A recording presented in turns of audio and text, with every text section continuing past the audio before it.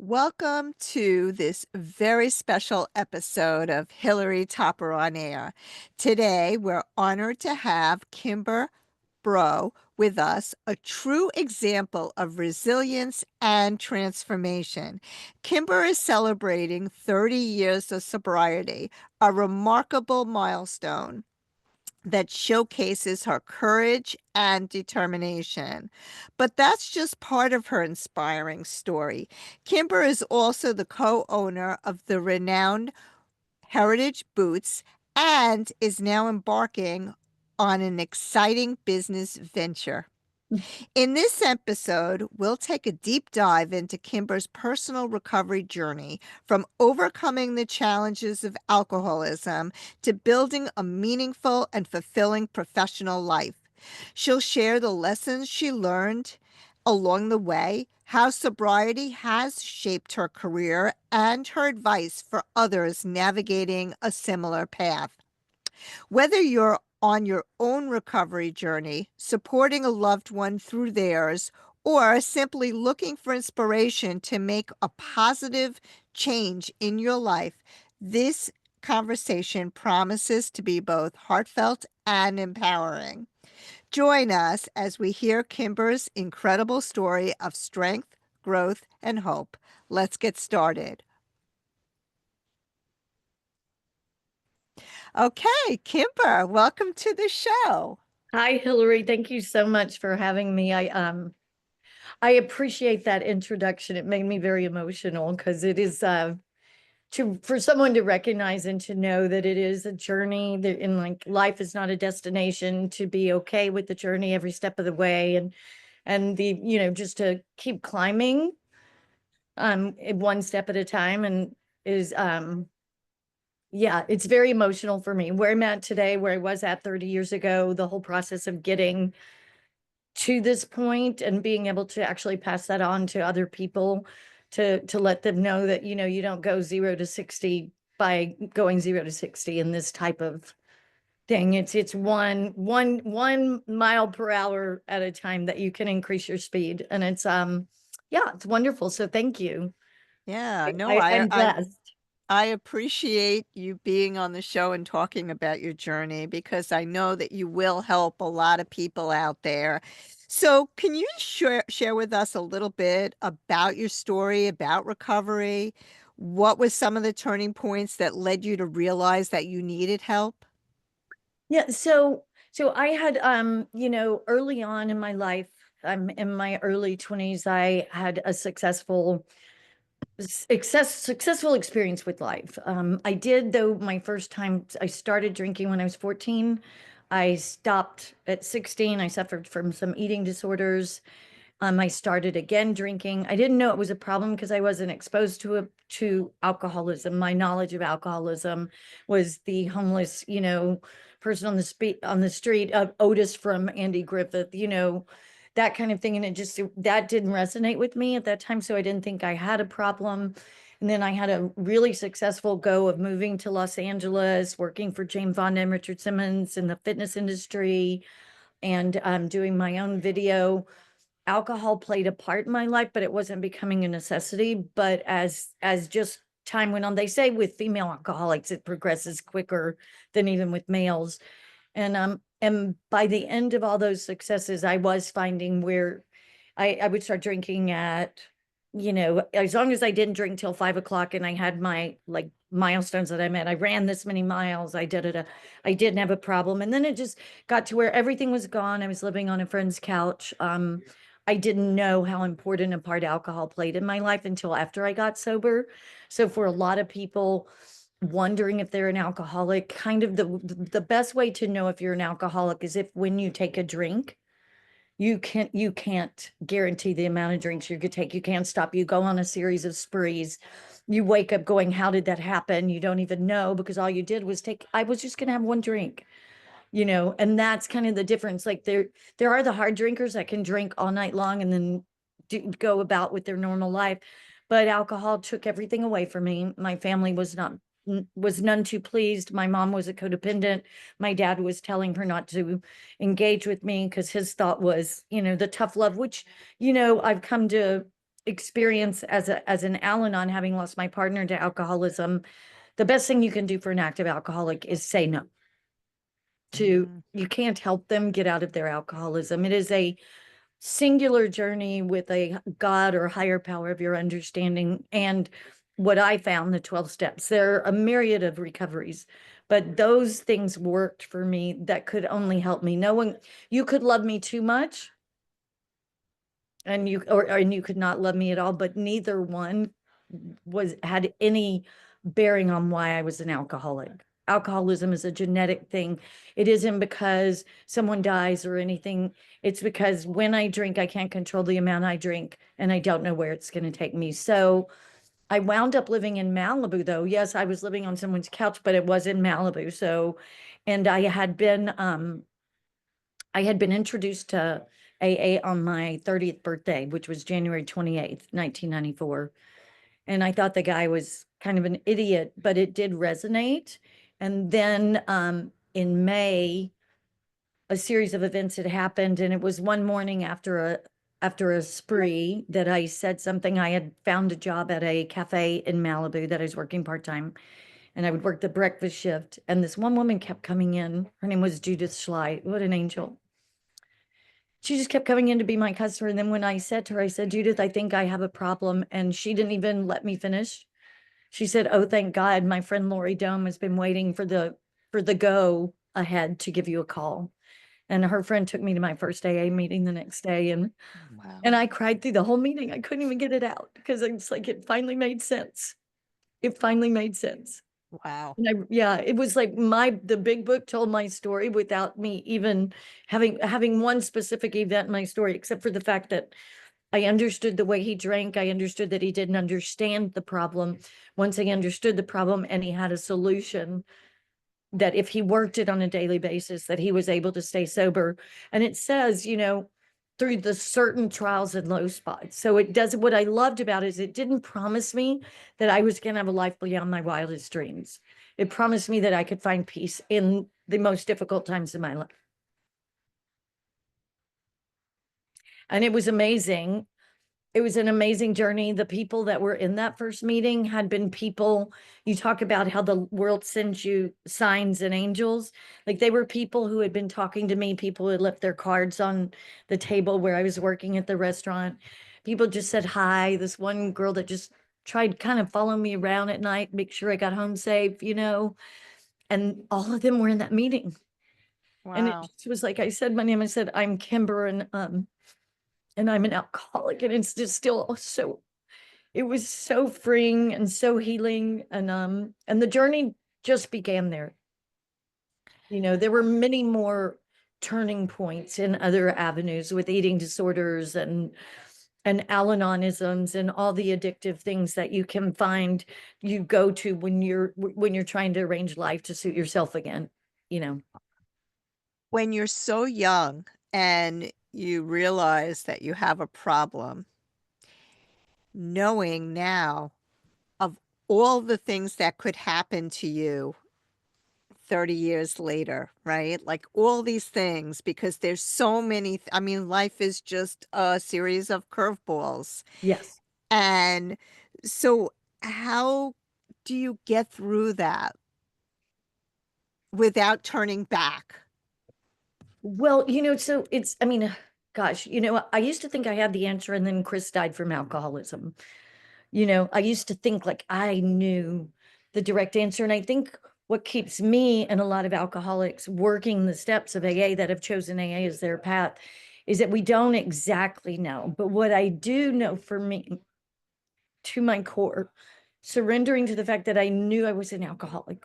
And every morning I wake up and I confirm that I'm an alcoholic, that I cannot safely use alcohol in any form or factor. That's the foundation of it, is the recognition. And then the other thing is making sure that you have this gift of sobriety, the biggest thing is passing it on. Yeah. Like the steps give you to a point where you have a spiritual experience significant enough to pay it forward. Because the problem with alcoholics is we're selfish and self-centered to our core. That is the root of the alcoholic. And selfishness can, being all about self, can come in really interesting forms. It can be self-pity. It's like, oh, someone died and you start feeling sorry for yourself, and where the luxury of normal people can go there a little bit, alcoholics have to be careful, because the personality type of the alcoholic grabs onto that and can use that as an excuse, because alcoholism really wants us to drink, you know. And so it will find your mental blank spots, your spiritual weaknesses. So if you go to, like when Chris died, like it was the worst broken heart I'd ever felt. I'm blessed that I still have both my parents, but what I did know at that point, what was interesting, at the memorial service, all these sober people were there. And it was like the strongest AA meeting I'd ever been to, because everyone talked about when Chris was sober and the gifts of sobriety, and how, instead of focusing on the fact that he died drunk, we focused on the fact that he lived sober.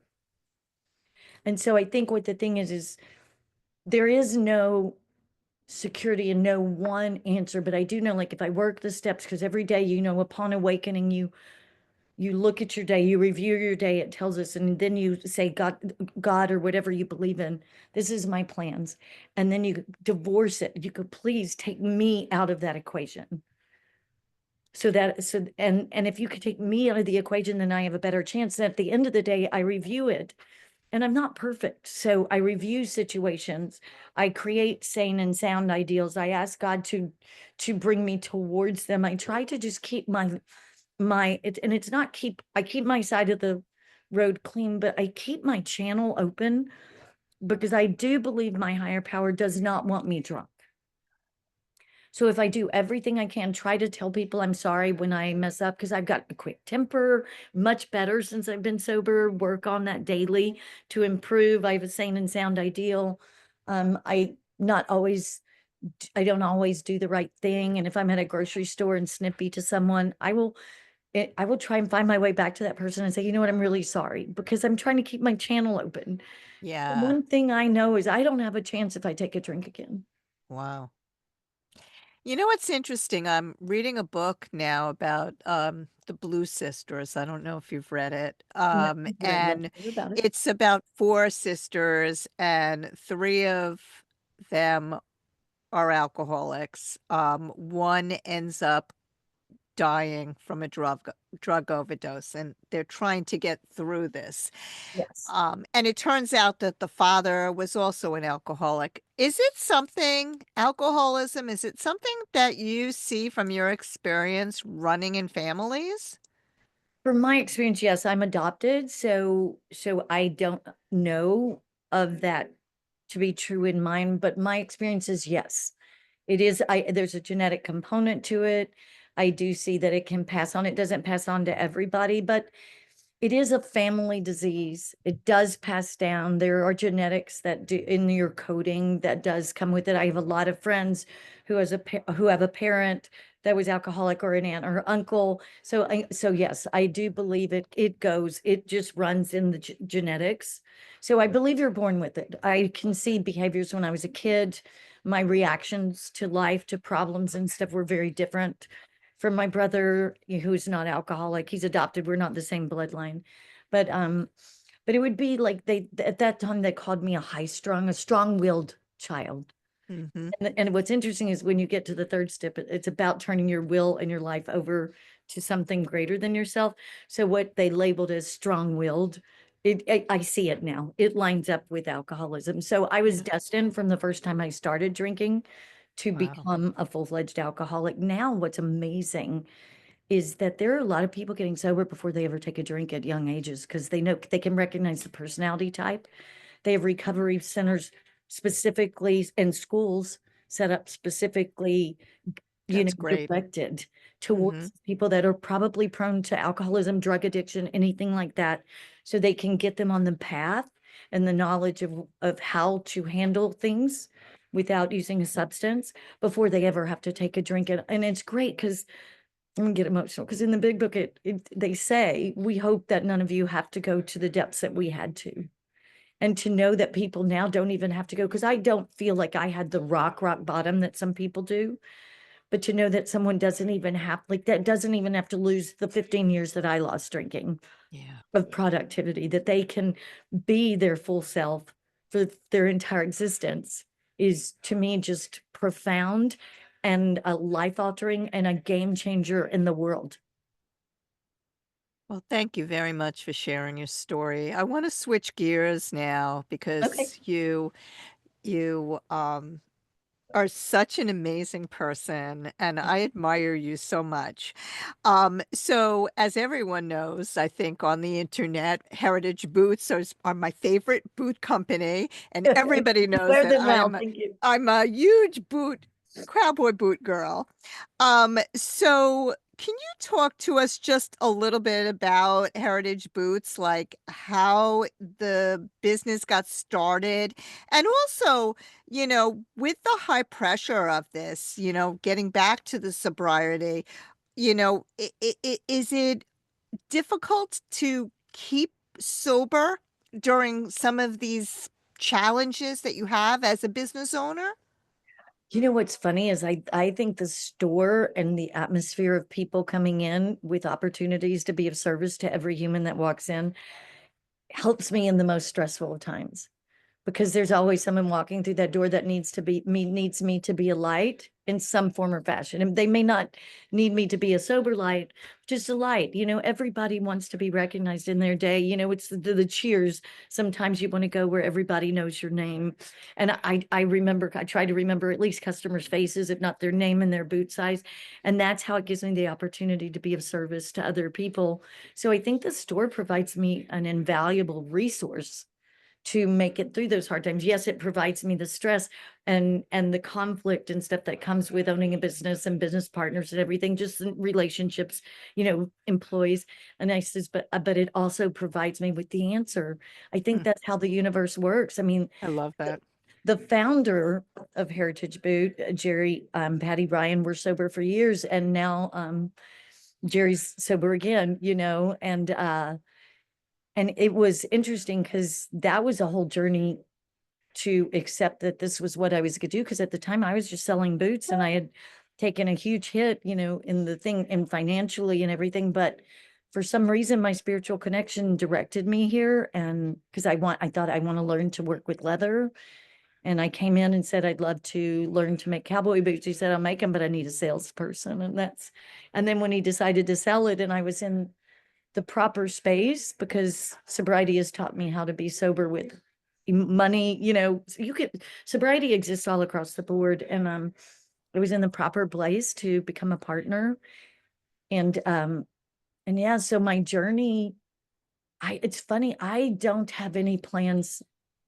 And then when they come to me and I just keep following them until there's the path of least resistance Right. really worked for me, because I'm not gonna say things have fallen in my lap, because I've worked very hard.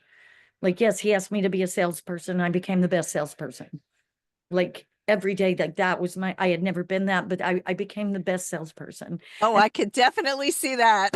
right, but it wasn't because what's interesting is I give this to the program because it wasn't because I was trying to sell boots, it's because I genuinely learned to care about the people walking through that door. Yeah, and And I you wanted feel to it. know about them. Because You feel believe it it. or not, if I could give all these boots away for free and still live, that's probably what I would do. Because Mm. people have saved my life. Just people in general have saved my life just by their existence, by their warmth, by the fact that they even recognize that I'm here.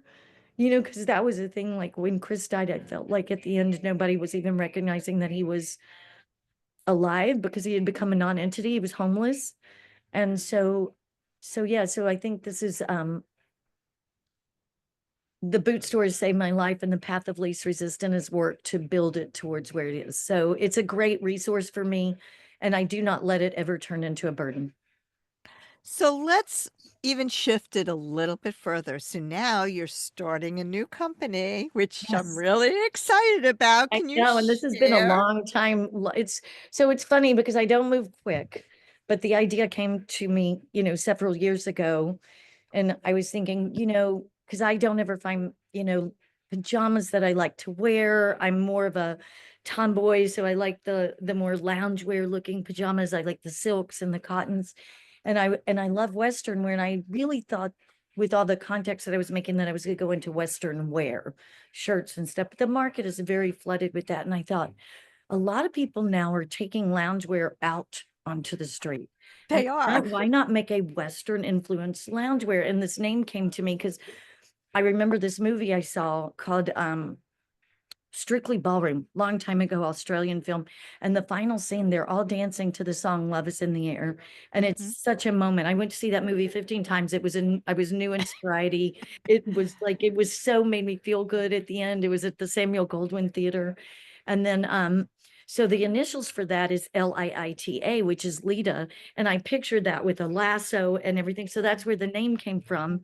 And a crude heart being because I love hearts, a crude heart being the symbol of it, the embroidered symbol that'll be in it. And I thought, so Western inspired loungewear. And then I thought, well, how could it make it different and not be knocked off? And I said, you find Western artists to create the designs to go on the fabrics. And then some friends of mine came into the boot store and their daughter's in fashion school in New York and she wants to do sleepwear. Yeah. And she designs patterns. And that's when I said, okay, I think it might be time. And so we're moving slow, but we're having patterns made and designs drawn up. I've got a pattern maker and she made our first sample, just white, plain, so that we can work on the design itself. And I've got two artists that are signed on to do some designs, work with us on what's going to be on the fabrics, and it's moving slow. But I'm hoping by next year at this time, we'll maybe do a podcast and I'll be able to have Share. talk about the launch of it, the website and everything. So I'm really excited because also a unique thing happened. A high school friend reunited with me by coming into the store, and her husband I graduated from high school with. She's in rehab now. And her and her husband have the resources and want to do this as well. So that's what I said. It's just really, it's organically growing, and that's why I do believe it's going to happen. And we're going to partner with a foundation that I discovered, the Selfless Love Foundation, through Ashley Brown. I used to work for John Paul DeJoria, who founded Patron Tequila. His partner was her husband, and she is the Selfless Love Foundation, where they help finance people in foster system when they outgrow the foster system, and also helps find homes and fund, I know. So we're going to combine it, and their symbol is a crudely shaped heart. So we're going to jointly, like, that's going to be a portion of all the proceeds from Lita will go to the Selfless Love Foundation. So that's what we're looking, that's it. That's where the That's idea is going. incredible. Yeah, I I'm pretty love it. excited. So keeping the Western thing, I was born in cowgirl world. I've had little statues of horses and had horses and boots my whole life. It's country music was what I raised with. If you watch me listen to a Dwight Yoakam song, you can see that I'm being moved in a way. And it's kind of funny because my friend took me to the opera and it's spectacular, but I thought this is not my art form. And then you take me to a Willie Nelson, a Dwight Yoakam, and I'm just like, I look like I'm in my bliss, and I had to come to terms with that because it felt so unsophisticated.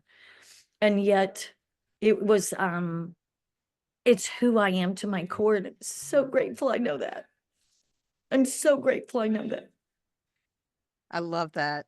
So, so we're thinking now, that the business will, hopefully be launched next year, If we can make and it at Christmas, I would love it, but I think that's pushing it. yeah, and also, just looking back on your recovery and your career, is there one moment or accomplishment that stands out as a symbol of how far you've come? Okay, so sorry, it's emotional. So I always wanted to sing and write music, right? And in sobriety, I got to write music, but the songs that God gave to me were children's songs, country music for kids.